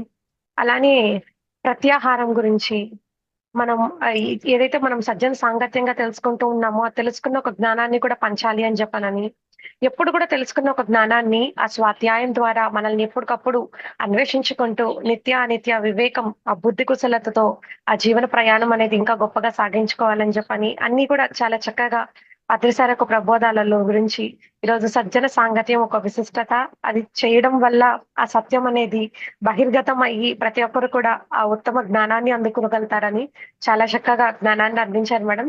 చాలా థ్యాంక్స్ మేడం. Welcome madam. నాకు ఇంత చక్కని అవకాశాన్ని ఇచ్చినందుకు మీకు కూడా ధన్యవాదాలు madam. Thank you madam. Masters ఎవరైతే మేడంతో మాట్లాడాలనుకుంటున్నారో దయచేసి అన్మ్యూట్ చేసుకొని మాట్లాడండి మాస్టర్స్. క్లాస్ చాలా బాగుంది మేడం. మేడం ఒక డౌట్ ఉంది మేడం. అడగండి మేడం. అంటే ఇప్పుడు మామూలుగా ఎవరిని బాధ పెట్టకూడదు చేయకూడదు అనేసి కొన్ని సిచ్యువేషన్స్ ఎట్లా ఉంటాయి అంటే, మనము అలా బాధ పెట్టకూడదు అని మనం మౌనంలో ఉన్నా కూడా ఎదుటి వాళ్ళు రెచ్చిపోతారు కదా మేడం. రెచ్చిపోతారు, పిచ్చి పిచ్చిగా మాట్లాడుతూ ఉంటారు. అలాంటి సిచ్యువేషన్స్ ఎలా తీసుకోవాలి మేడం? మేడం మరీ పిచ్చి పట్టిపోయి మన మీద ఇది అన్నప్పుడు మాస్టర్స్కే చెప్పాలి, మన ఇష్ట దైవానికే చెప్పాలి, వాళ్ళే చూసుకుంటారు. ఆ ఒక్క క్షణం అదేమి కోపం వచ్చిందంటే ఉంటుంది వాళ్ళు అలా మాట్లాడినప్పుడు ఆ నోరు, ఆ పళ్ళు, ఆ రక్తం అంతా వాళ్ళకే అవుతుంది. అలాంటప్పుడు మనం కొంచెం సైలెంట్గా ఉండి ఆ తర్వాత వాళ్ళు ఏం తప్పు చేశారో మనం ఎక్స్ప్లెయిన్ చేయాలన్నమాట. మరి కొన్ని సందర్భాల్లో మనల్ని ఇరికిచ్చేసినారు, చిక్కులిచ్చేసినారు, మనల్ని చెడ్డగా నిరూపించేసినారు. పరమాత్మ ప్రసాదమా, నేను తప్పు చేసి ఎవరిని ఇలా చేసినాను, తండ్రి నాకు ఇది చాలా కష్టంగా ఉంది, ఈ స్థితి నేను దాటాలి. మీరు ఎవరైతే ఇందరిలో నన్ను చెడ్డగా నిరూపించినాడో వాళ్ళ ద్వారానే నా మంచితనం వాళ్ళకి తెలియాలి. ఈ తప్పు నేను చేయలేదు, ఈ నింద నాకు అవసరం లేదు అని ఒక థాట్ పెట్టేసి వదిలేసేయండి దాన్ని. దాని రిజల్ట్ విశ్వం చూసుకుంటుంది అంతే. ఆ మాట చెప్పేసినారంటే అది జరిగిపోయినట్టే. మీరు అట్లా అంటున్నారు. నేను ఎన్ని నెగటివ్స్ తీసుకుంటున్నాను తెలుసా? ఎవరికైనా నేను ఒక మంచి పని చేసినా, ఒక హెల్ప్ చేసినా వాళ్ళ ద్వారా నేను తీసుకునేది నెగటివే. ఏదన్నా చేసినానంటే ఇంకా దాని ద్వారా పొందే ఫలితం మంచి అవసరం లేదు. నా మీదే చెడ్డ ప్రచారం జరుగుతుందన్నమాట.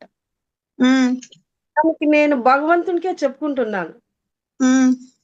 అది ఎలా అంటే శ్రీ మహావిష్ణువు దగ్గర ద్వారపాలకులు ఉన్నారు కదా, ఉన్నారు కదా, వాళ్ళు చేసిన దానికి ఒక ఋషిని లోపలికి పంపించినందుకు ఆయన అప్పుడు విష్ణువు అడుగుతాడు, 7 జన్మలు మంచిగా ఉండి నా దగ్గరికి వస్తారా, 3 జన్మలు విరోధంగా ఉండి నా దగ్గరికి వస్తారా అంటే, మహానుభావ నీతో విరోధమైనా సరే 3 జన్మల్లో నీ దగ్గరకు వచ్చేలా నిన్ను వదిలి ఉండలేమంటారు. నేను ఏం చేసినా నాకు చెడే నాకు ఎదురొస్తాందన్నమాట. అంటే నేను చేసేది మంచిది అది నాకు తెలుస్తాంది. నేను తీసుకునేది చెడ్డదాన్ని తీసుకుంటున్నాను.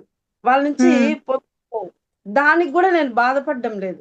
మనం భౌతికంగా ఉన్నాం గదా! నలుగురిలో ఇట్లా అవుతున్నామే అని కొంచెం బాధపడేదాన్ని ఫస్ట్‌లో. ఆ తర్వాత ధ్యానం బాగా చేసుకున్న తర్వాత, సరే ఇది గూడా నీ ప్రసాదమే తండ్రి. నా కష్టాలు ఇంకొంచెం భిన్న గట్టెక్కుతున్నాయేమో, నా కర్మలు ఇంకొంచెం భిన్న తెగుతా వాళ్ళయి తెంచుతా ఉన్నారు ఇట్లా. నా దగ్గర ప్రయోజనం పొంది, నా మీద చెడ్డ ప్రచారం, చెడ్డ జరుగుతా ఉంది అంటే, నా కర్మ ఇంకా ఎన్ని జన్మలకు తెగాల్సిందో ఇట్లా ఈ జన్మకే తెగిపోతాంది అంతా. అంటే అక్కడ నేను అట్లా ఫీల్ అవ్వడంలో వాళ్ళని తిట్టకుండా ఒక ప్లస్ పాయింట్ నాకు. మనకు బాధయిందంటే సహిస్తాం గదా! అది లేకుండా చేసుకుంటున్నాను. రెండోది నా కర్మ తెగిపోతాంది. నా కర్మ తెగిపోయేకి వాళ్ళు కారణమవుతున్నారు. సరే ఇది గూడా నీ ప్రసాదమే. దాంట్లో ఒక దుఃఖం అనేది పోయి ఆనందం అనేది వస్తాందనమాట. అయితే ఎంత అనుకున్నా కూడా కొంతసేపు ఒక రోజు, 2 రోజులు మేడం. తీసుకుంటాం. ఆ తరువాత తండ్రి నువ్వు ఏదిచ్చినా నీ ప్రసాదమే. కానీ హ్మ్, భరించలేకపోతున్నాను అని ఫీల్ అవుతామనమాట. అలాంటి దాన్ని పరమాత్మునికే వదిలేయాలి మేడం. దాని ఫలితము దానికి ఏమి ఇయ్యాలో, ఏం చేయాలో ఆయనే చూసుకుంటాడు. నా అనుభవం అయితే అదే. మేడం ఇంకొక క్వశ్చన్. అంటే ఇప్పుడు మీరు చెప్పారు కదా! అంటే ఎవరున్నా లేకున్నా, హస్బెండ్ ఉన్నా, పిల్లలున్నా, ఇదున్నా, అదున్నా మనము హ్మ్. ధ్యానంలో ఉంటాము. మనం అంటే కొన్ని సిట్యుయేషన్స్‌లో అంటే ఒక 70%, 80% బావున్నా కొన్ని సిట్యుయేషన్స్‌లో తెలియకుండానే బాధ అనిపిస్తది. ఇంకా కొన్ని సార్లు ఏంటి అంటే ఏదైతే మనకుండదో అదే వేలు పెట్టి చూపిస్తారు కదా మేడం సొసైటీలో. తప్పకుండా మేడం. అది చూపిస్తారు. ప్లస్సు ఇక్కడ చెప్పినంత సులువు గాదు జీవితంలో అనుకోవడం. అవును. ఇప్పుడు అవును. హ్మ్. వాడు సరిగ్గా చదువుకోలేదండి. చదువుకోలేకున్నా అంటే, సరే వాని పాటికి వాడు ఉన్నీలేని వదిలేస్తామా? మన బాధ్యత నిర్వర్తించి, ఆ బిడ్డను సరిగ్గా చదివే కోసము, లేదు పెళ్లి జరగలేదు చేసే కోసము, మనం ఎంత తపన పడతాము, ఎంత ఆరాటం పడతాము, ఎంత బాధ్యత తీసుకుంటాము. తీసుకోకుండా ఉండలేము. కానీ నీకు అయినంతే నువ్వు ప్రయత్నం చెయ్యి. మించిపోయి చేయొద్దు. నీ చేతుల్లో లేదు. నువ్వంత ఒక మేడం మనకి ధ్యానంలో జరగంది ఏదీ లేదు. ఏది గాని 41 డేస్ 2 అవర్స్ తక్కువ లేకుండా కూర్చొని చేస్తే దేన్నైనా పొందొచ్చు మేడం. ఆ సంకల్పం చేసుకొని మనం చేయాలి. అయితే ఇంత చేసినా జరుగుతుందని గ్యారంటీ ఏమి జరగలేదంటారా? మనకి ఏది అవసరమో అదే జరుగుతుంది. మనకు జీవితంలో మనం ఎంతకు అర్హులో అంతే ఇస్తారు మాస్టర్స్. అప్పుడు బాధపడాల్సిన పని లేదనమాట. హుహు. నేనైతే నా జీవితంలో అదే చేస్తున్నా. నా ఎక్స్‌పీరియన్సే నేను మీకు చెప్తా ఉండాను. ఓకే. ఒక్కొక్కసారయితే నాకు ఎంఏ, బీఎడ్ చేసినాను నేను. హ్మ్. గవర్నమెంట్ రాలేదు అని కొంచెం ఫీల్ అయినాను. హ్మ్. అయితే కూర్చొని ధ్యానం చేసినాను. ఆ హ్మ్. చేసేటప్పటికి నేనేం చేయాలి కరెక్ట్‌గా చేస్తే? నాకు గవర్నమెంట్ జాబ్ రావాలి అని చేయాలి. కదా! హ్మ్. అవును. చేసినాను. మాస్టర్స్ నా లైఫ్ గవర్నమెంట్ జాబ్ వస్తే బాగుంటుంది అంటే ఇవ్వండి. హ్మ్. లేదు అది రాకపోయినా అంతకన్నా బాగుంటుంది అంటే నాకు ఆ జీవితాన్ని ఇవ్వండి. హ్మ్. నాకు ఏది అవసరమో నాకు తెల్లేదు. నా హ్మ్. లైఫ్‌కి ఏది దాన్ని ఇవ్వండి అని కూర్చొని నేను ధ్యానం చేసినాను. నేను ఏది హ్మ్. అర్హురాలినో నాకివ్వండి అని చేసినాను. హ్మ్. అలా ఒక సందర్భాన్ని బట్టి మేడం మన థాట్ గూడా మారుతూ ఉంటుంది. మనం ఏది కావాలో అది కోరుకొని మనం దాని వెంట వెళ్ళిపోవడమే. మనము ఒక థాట్ ఇది నేను నాకిది కావాలనుకుంటున్నాను. నాకిది జరగాలనుకుంటున్నాను. నాకు ఇది జరిగితే మంచిది అనిపిస్తే నాకియ్యండి మాస్టర్స్ అని కూర్చొని ధ్యానం జేస్తాను నేను. నాకు మంచి జరుగుతుంది. నేను ఆధ్యాత్మికంగా ఎదుగుతాను. ఈ పని జరుగుతుందంటే నాకివ్వండి అని కూర్చొని ధ్యానం జేస్తా నేను. ఇంకొకటి మేడం నా హ్మ్. జీవితంలో నాకు 1, 2 సిట్యుయేషన్స్‌లో చానా ఇబ్బందొచ్చేసింది. ఒక లోయలోకే పడిపోతాననుకోండి. అటువంటి హ్మ్. సిట్యుయేషన్ ఏం చేయాలో తెల్లేదు. మనం ఏం చేయగలము? నేను లోక కళ్యాణానికి, విశ్వ కళ్యాణానికి పాటుపడడానికి నేను సిద్ధంగా ఉన్నాను మాస్టర్స్. నా ద్వారా ఏం జరగాలో అది జరిపించండి. నాకు కావాల్సింది నాకివ్వండి అని నేను కోరుకున్నాననమాట. హ్మ్. హ్మ్. అయితే ఒక మాస్టరొచ్చేసి ఆయన అడుగుతా అన్నాడు. "మేడం మా ఇంట్లో ఒక వారం ధ్యానం పెట్టాలి. పెట్టేసి చుట్టుపక్కల వాళ్ళందరిని పిలియాలి. వారం రోజులు పిలిస్తే ఒక రోజు కాకపోయినా ఒక రోజొస్తారు. వచ్చినప్పుడు వాళ్ళు ధ్యానం గురించి తెలుసుకుంటారు. శాకాహారం గురించి తెలుసుకుంటారు. ఈ పక్కంతా తినేవాళ్ళెక్కువున్నారు. అట్లా వాళ్ళంతా మార్చాలి. నాన్ వెజ్ తినేవాళ్ళని వెజిటేరియన్‌గా అని చెప్పినారు. ఆయన 1 హ్మ్. ఇయర్ అడుగుతున్నారు. సార్ మీరెప్పుడు ఓకే అంటే నేను ఓకే అంటూ ఉన్నాననమాట. హ్మ్. ఆయన చెప్పారు నాకు ఈ సిట్యుయేషన్ వచ్చినప్పుడు ఆయనొచ్చి మేడం ఈ వారం పెట్టుకుంటాను క్లాస్ అన్నాడు. సరే సార్ అన్నాను. వారం రోజులు వరుసకి వాళ్ళ ఇంట్లో పెట్టుకున్నాం. అయితే ఆయన అనుకునింది వారం రోజులు. నాకేమనిపిచ్చింది, సరే మా ఇంట్లో గూడా బెట్టుకుందాం. మా ఇంటి చుట్టుపక్కల వారందరిని గూడా ధ్యానాలు చేస్తాము. నేను మా ఇంట్లో బెట్టుకున్నా. హ్మ్. మా హ్మ్. ఇంట్లో ఇంకొక మేడం పిలిచినారు. ఇంకొకరు 25 వారాలు జరిగింది మేడం. హ్మ్. ప్రతి క్లాసు. ఒక్కొక్క ఇంట్లో ఒక వారం. అలా హ్మ్. జరిగితే మధ్యలో ఇంకేమైంది శాకాహారం. హ్మ్. ప్రతి ఆదివారం ఎట్లా వాళ్ళు చేసుకుంటారనేసి శనివారమే వెళ్లి ఆదివారం రోజు లాస్ట్ ఆ ఇంట్లో క్లాసు. పలానింట్లో హ్మ్. క్లాస్ ఉంది. మీరందరూ రండి అని చెప్పి అట్లే శాకాహారమే తినండి. ఆరోగ్యానికి మంచిదని శాకాహార ప్రచారము, ధ్యానానికి ఇన్వైట్ చేయడం. అలా ఊర్లో ఈ ఊరికి ఈ కొనాల మొదలు పెడితే ఊరు లాస్ట్ ఆ వారకు పోయిందనమాట ధ్యానం. ఎంతమంది ఎంతమంది కొత్త ధ్యానులు అయినారు. అట్లా 25 వారాలు జరిగిందనమాట. అద్భుతం. నాకే తెలీదు. ఒక వారం చేస్తాం అనుకుంటే ఆయన సంవత్సరం ముందు చెప్తే మొదలు పెడితే 25 వారాలు జరిగింది. అలా మనం సంకల్పం అనేది ఒకటి పెట్టుకున్నామంటే నేనేం చేయాలో అది నా ద్వారా చేయించండి. నాకేం కావాలో అది ఇవ్వండి. అంతే మనం పెట్టుకోవాల్సింది. మళ్ళీ ఏదో చిన్న చిన్నవన్నీ దానికంతా మనం ఇది అనకూడదు మేడం. మన దగ్గర ఒక రూ. 1,00,000 బ్యాంక్ బ్యాలెన్స్ ఉంటుంది. మనకు పెన్నో, పెన్సిలో అవసరమైతే ఆ రూ. 1,00,000 తీసి దీన్ని వాడుకోం గదా! అవును. సర్దుకొని ఇంట్లో చిల్లరతో దాంతో వాడుకుంటాం. ఆ రూ. 1,00,000 ఎప్పుడు మనం చేస్తాం? దానికి తగిన అవసరం వచ్చినప్పుడే యూజ్ చేస్తామనమాట. అట్లా మనం ధ్యానం చేసేటప్పుడు మన ఎనర్జీ అనేది సేవ్ అవుతా ఉంటుంది. మనం రోజు నెల నెల బ్యాంక్‌లో మన సాలరీలో కొంచెం కట్టినట్టు మన ఎనర్జీ సేవ్ అవుతూ ఉంటుంది. కానీ ప్రతి చిన్న విషయానికి నేను ధ్యానం చేస్తా అంటే నాకిది జరగల, నాకది జరగల, నా కష్టం పోల, నా దుఃఖం అది కాదు కావాల్సింది. ఆ ఎనర్జీ మనకి ఎప్పుడు అవసరమో అప్పుడు యూజ్ అవుతుంది. కళ్యాణానికి ఉపయోగించుకుంటుంది. చిన్న చిన్నవన్నీ మనం చూసుకోవాల. మనం మారల్ల. మనకు అవసరమైనప్పుడు ఆ ఎనర్జీ యూజ్ అవుతుంది. Okay madam. Thank you. మనము కరెక్ట్‌గా ఉన్నా కూడా కొంతమంది కుళ్ళు అంటే జెలస్‌గా ఫీల్ అవుతూ ఉంటారు. మన ముందలనే ఏడుస్తూ ఉంటారు. అప్పుడు ఏం చేయాలి మేడం? ఖచ్చితంగా ఉంటారు మేడం. మనకు సత్యం తెలుసు గదా!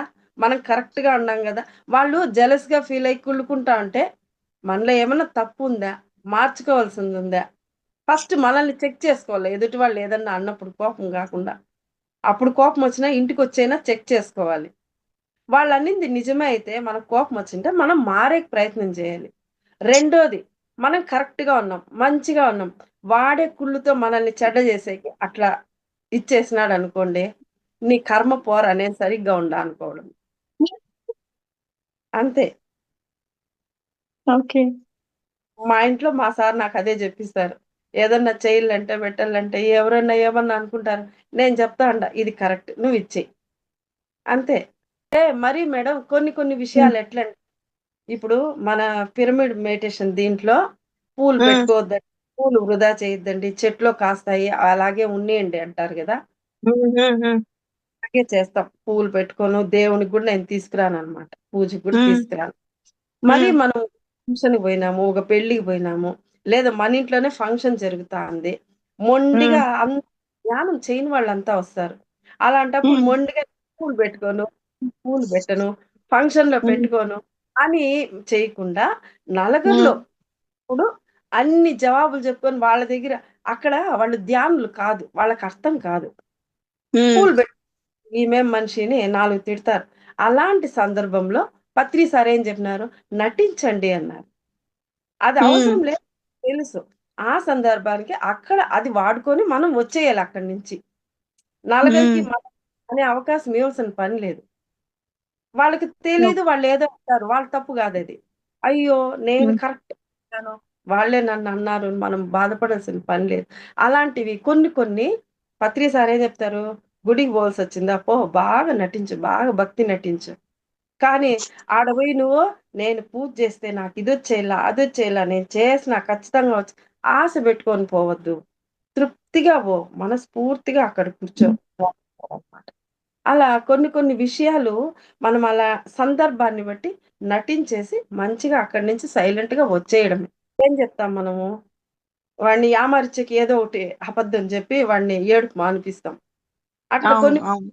కొన్ని కొన్ని సందర్భాల్లో మేడం 100% మనం అట్లాగే జీవించడానికి కాదు.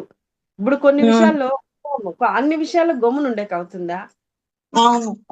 కాదు. కొన్నిటికి హ్మ్. జవాబు భయం గూడా పెట్టాలి. మన జోలికి రాకుండా గూడా చెయ్యాలి. హ్మ్. సందర్భాన్ని బట్టి మనం పోవాలి. అది ఏ సిట్యుయేషన్ ఏం చేయాలనేది అప్పటికప్పుడు మనం డెసిషన్ తీసుకోవాలి. హ్మ్. Okay madam. చాలా బాగా చెప్పారు. Thank you ma'am. Thank you very much. Thank you అక్క. మాస్టర్స్ ఇంకెవరైనా మేడంతో మాట్లాడాలనుకునే వాళ్ళు దయచేసి అన్మ్యూట్ చేసుకొని మాట్లాడండి మాస్టర్స్. అందరికీ కూడా అన్మ్యూట్ ఇచ్చున్నానండి. ఇందిరా మేడం మాట్లాడండి. ప్రణామాలండి అందరికీ. చాలా బాగా చెప్పారండి మేడం గారు చెప్పిన మాటలు వింటుంటే మాకు చాలా బాగా అనిపించింది. నేను ఏవో క్వశ్చన్లు అడుగుదాం అనుకున్నవి ముందు మేడం గారు ఎవరు అడిగారో చా- చాలా బాగా చెప్పినందుకు ఆన్సర్ నాకు దొరికిపోయి ఇంకా అడుగుదామన్నాను ఉండింది అవే అంతే. మనకి ఏదేదో అంటారు కదా, ఎక్కడ దూకుదామన్నది మన కాళ్ళకి తగిలింది అన్నట్టు, తీగి కాళ్ళకి తగిలింది అన్నట్టు వేసిన క్వశ్చన్కి ఆవిడ సమాధానాలు చాలా బాగా చెప్పారండి. మా మనసుకు చాలా ఉమ్, ఇది అనిపించింది. క్లాస్ మటుకు చాలా బాగుందండి మేడం గారు చెప్పింది. ఎంత పరివర్తన చెందాలో మనం, మనిషి ఎంత పరివర్తన. ఇప్పుడు నేను జ్ఞానంలో అంటే ప్రవేశించాను, ఎక్కువ రోజులు లేదు కానీ ఒక్కొక్క మేడం వచ్చి ఒక్కొక్కటి చెప్తుంటే ఇన్ని రోజులు ఇంత అజ్ఞానంలో ఉండిపోయినా అనిపిస్తుంది. అందుకు నేను అందరి మేడంకి నేను కృతజ్ఞత తెలియజేసుకుంటున్నానండి.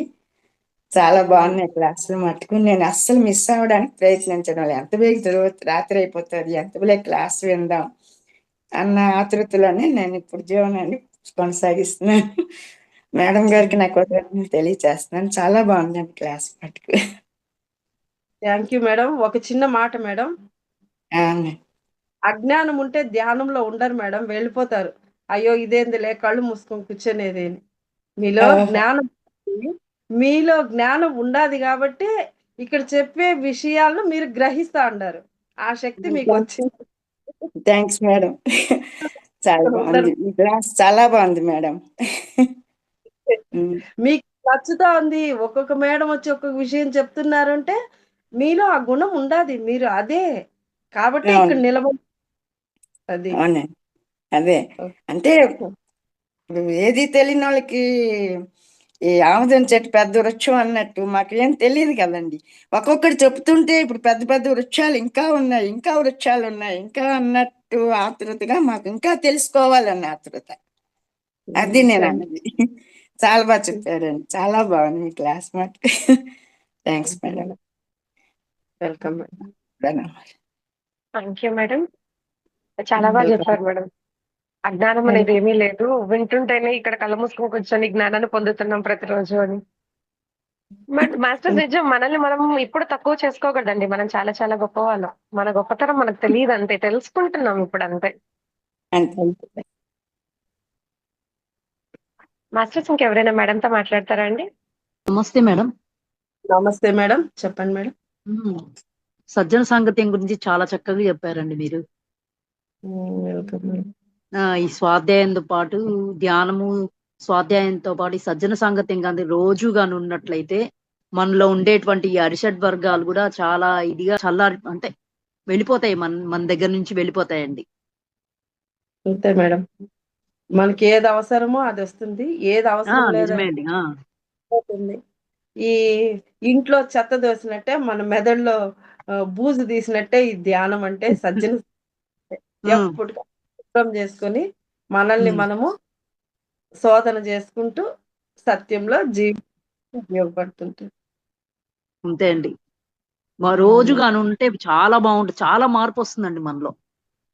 అవును మేడం, చాలా బాగుందండి మీ క్లాస్, చాలా బాగుంది. ఇంకా వినాలనిపిస్తోంది. ఎప్పుడైనా అవకాశం వచ్చినప్పుడు రండి. అట్లాగే madam. Thank you so much అమ్మా. Welcome madam. మాస్టర్స్ ఇంకెవరైనా మాట్లాడతారండి, లేకపోతే సెషన్ క్లోజ్ చేసుకుందాం masters? Okay madam, session close చేసుకుందామా మేడం? Okay madam. చాలా థ్యాంక్స్ మేడం. పత్రి సార్ ఒక కాన్సెప్ట్ మరొకసారి అంతా కూడా బేస్మెంట్ నుంచి పెద్ద బిల్డింగ్ వరకు లేపారు మేడం. కావాల్సిన ఒక బేసిక్ అనేది చాలా గొప్పగా అందించారు మేడం. సత్యం అనేది ఎక్కడ ఉంది, సత్యాన్ని తీసుకొని మనం ప్రయాణం చేస్తున్నాం ఆల్రెడీ అని చెప్పాననేసి, అజ్ఞానం లేదని చెప్పని చాలా చక్కగా మాస్టర్స్ ఏదైతే పర్సనల్ గా అందించారో దానికి కూడా జవాబుగా కూడా చాలా బాగా చెప్పారు మేడం, జ్ఞానంగా. చాలా థ్యాంక్స్ మేడం, ప్రత్యేకంగా కృతజ్ఞతలు. Okay okay, thank you. Thank you madam. Thank you masters. అందరికీ కూడా చక్కటి యొక్క జ్ఞానాన్ని అందుకున్నాం మాస్టర్స్. ఆ జ్ఞానాన్ని మనము మేడం చెప్పినట్లుగా మంచి విత్తనాలు వేసి మంచిగా మన ఒక జీవన ప్రయాణాన్ని మలుపు తిప్పుకుంటూ ఒక నూతన మన మార్పు అనేది తెచ్చుకుంటూ గొప్ప ప్రయాణం చేద్దాం మాస్టర్స్. అందరికీ కూడా ప్రత్యేకంగా కృతజ్ఞతలు మాస్టర్స్. Thank you. చిన్న ఎగ్జాంపుల్ మేడం, నాకు ఆ మేడం అడిగినారు, దానికి డౌట్ కరెక్ట్ గా ఆన్సర్ వచ్చింది. ఆ మేడం అడిగినాడు, ఒక్కొక్కసారి మనకు కష్టం అవుతుంది ఇతరుల ద్వారానే, ఒక చిన్న ఎగ్జాంపుల్ చెప్తాను. ఒక ఊర్లో ఒక స్కూల్ ఉంటుందన్నమాట. ఊరు బయట స్కూల్ ఉంటుంది. అయితే ఆ స్కూలుకి వెళ్ళాలంటే ఒక చెట్లు అట్లా దారుంటుంది. ఆ చెట్లు పక్కలోనే ఒక చిన్న పుట్ట ఉంటుంది. ఆ దావంటి వెళ్ళాలంటే పిల్లలు భయపడతా చుట్టుకొని పోతా ఉంటారనమాట. ఆ ఊరికి ఒక సాధు వస్తాడు. వస్తే "ఏ నాన్న ఇట్లా దారి పెట్టుకొని అలా తిరిగి వెళ్తా అన్నారు" అంటే, "ఆ దారిలో ఆ చెట్టు కింద పుట్ట ఉన్నాది. ఆ పుట్టలో పాము ఉండాది. అది బుస కొడుతుంది. ఎవరిని కాటేస్తుందో తెలీదు. అందుకు భయము ఇలా చుట్టూ తిరుక్కొని వెళ్తా అన్నాము" అని చెప్తారనమాట. సరే అని చెప్పనేసి ఆయన ఏం చేస్తాడంటే, ఆ చెట్టు దగ్గర ఆ పుట్ట దగ్గరికి పోయి పాముతో మాట్లాడతాడు. సాధువు గదా! ఆయన ఎనర్జీసు పాముకు అర్థమవుతాయన్నమాట. "నువ్వు ఎందుకిట్లా చేస్తన్నావు? నువ్వు వారి దా వారి వారి పాటికి వారి దారిలో వెళ్ళనియ్యి. నీ పాటికి నువ్వు గమ్మునుండు" అని చెప్తాడు. "సరే స్వామి ఈ రోజు నుంచి మీరు చెప్పినారు గదా! నేను అలాగే ఉంటాను" అని చెప్తుంది ఆ పాము. సరే దాని పాటికి అదుంటుంది. అప్పుడు ఆయన ఊర్లోకొచ్చి ఆ సాధువు చెప్తాడు. "నాయనా మీరు ఈ దారింటినే వెళ్ళండి. ఎందుకు అంత చుట్టుకొని పోతారు? దూరం గదా! పిల్లలు గదా!" అంటే సరే అని ఆ రోజు నుంచి అందరూ ఆ దారిలో స్కూలుకి వెళ్తా ఉంటారు. అయితే ఆ పామేం అనలేదు గదా! అందుకు వీళ్ళేం జేస్తారంటే దాని మీద రాయేసేది, దాన్ని కొట్టేది ఇట్లంతా చేస్తారనమాట. సరే అని ఆ సాధువు మళ్ళీ కొన్నాళ్ళకొస్తాడు. వస్తే ఆ దారిలో వస్తే ఆ పాము ఎలా ఉందో చూద్దామని వెళ్లి చూస్తాడు. చూస్తే ఆ పాము సన్నగా బక్కచిక్కిపోయి పాపం ప్రాణం కొనాగా పెట్టుకొనుంటుంది. అప్పుడు ఆ పామునడుగుతాడు, "ఏమి ఇట్లుండావు? ఎందుకు ఈ మాదిరి అయిపోయినావు?" అంటే, "స్వామి మీరే గదా ఎవరిని ఏం అనొద్దన్నారు. అందుకని నేనెవరిని ఏం అనలేదు. వాళ్ళంతా నా మీద రాళ్ళేసి నా శరీరాన్ని ఇట్లా ఆహ్, తూట్లు పొడిచి నన్నింత బలహీనం జేసినారు" అని చెప్తుందనమాట. అప్పుడు ఆయన చెప్తాడు, "అయ్యో! పిచ్చి పామా! నేను నిన్ను వాళ్ళని కాటేయొద్దు, వాళ్ళకు కీడు చేయొద్దు, హాని చేయొద్దని చెప్పినాను గానీ, నీ జోలికొచ్చినప్పుడు, నిన్ను ఇబ్బంది పెట్టినప్పుడు, నీకు కష్టం కలిగించినప్పుడు, నిన్ను ఊరికే ఉండమని చెప్పినానా? నువ్వు బుసగొట్టు. నువ్వు భయపెట్టు వాళ్ళని" అని చెప్తాడనమాట. నిన్ను నువ్వు కాపాడుకో అని చెప్తాడు. అప్పుడు ఆ రోజు నుంచి ఆ పాము ఎవరన్నా అట్లా పనులు చేసినప్పుడు అది బుసగొడితే, అయ్యో! పాము కాటేస్తుంది అని భయపడి పిల్లలు గమ్మున వెళ్తా ఉంటారు. మేడం గూడా అదే జెప్పింది. మామూలుగా మేడం ఎవరన్నా మనకు కష్టం కలిగిస్తే, మనకి ఇబ్బంది కలిగిస్తే మనం ఏం చేయాలి? అలాంటి సందర్భాల్లో అన్నారు. అలాంటప్పుడు మనం గూడా ఎదుర్కొనాలి. మనమంటే వాళ్ళకి భయం గూడా కలగాలి. అలాంటి సందర్భంలో మనం ఏం చేయాలో అదే స్టెప్పు మనము తీసుకోవాలనమాట. ఆ పాములాగే. మనం మాస్టర్‌లు అందరూ మంచిగా ఉండమన్నారు గదా! అనేసి మనం మంచిగా ఉంటే ఇలాంటి కష్టాలు గూడా మనకి ఎదురవుతా ఉంటాయి. వాటిని గూడా మనము ఎదుర్కొనాలి మేడం. అది నేను చెప్పాలనుకున్నాను. Thank you madam.